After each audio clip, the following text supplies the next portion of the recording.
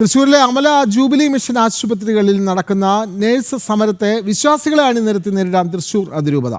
ആശുപത്രി ചെയർമാനായ bishop Mar Andrews താഴത്തിനെതിരായ പ്രതിഷേധം ഉണ്ടായതോടെ സഭ പ്രതിരോധത്തിലായിരുന്നു. ഇതോടെയാണ് വിശ്വാസികളെ രംഗത്തിറക്കി പ്രതിരോധിക്കാനുള്ള സഭയുടെ തീരുമാനം.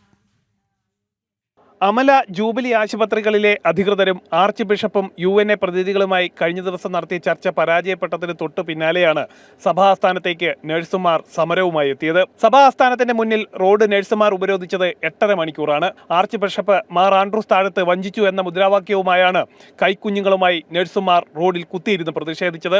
നൂറുകണക്കിന് നഴ്സുമാർ സഭാ ആസ്ഥാനത്തിന് മുന്നിലുള്ള റോഡ് ഉപരോധിച്ചതോടെ സഭ ഒന്നാകെ പ്രതിരോധത്തിലാവുകയായിരുന്നു. ഇതിനു പിന്നാലെ സഭയെ തകർക്കാൻ സമരത്തിൽ ചില ശക്തികൾ നുഴഞ്ഞു കയറിയെന്ന വിചിത്രവാദവുമായി ഇവർ രംഗത്ത് വന്നിരുന്നു. ഇതിനുശേഷവും നഴ്സുമാർ സമരവുമായി മുന്നോട്ട് പോയതോടെയാണ് വിശ്വാസികളെ അണിനിരത്തി പ്രതിരോധിക്കാൻ സഭ തീരുമാനിച്ചത്. നഴ്സുമാരുടെ സമരം സഭയ്ക്കെതിരായ പ്രതിഷേധമായി ചിത്രീകരിക്കുന്നുവെന്നാണ് പരാതി. സമരത്തെ നേരിടാൻ പ്രതിഷേധ പരിപാടികൾക്ക് രൂപം നൽകാൻ വൈദിക സമ്മേളനമാണ് തീരുമാനിച്ചിരിക്കുന്നത്. ജനം, തൃശൂർ.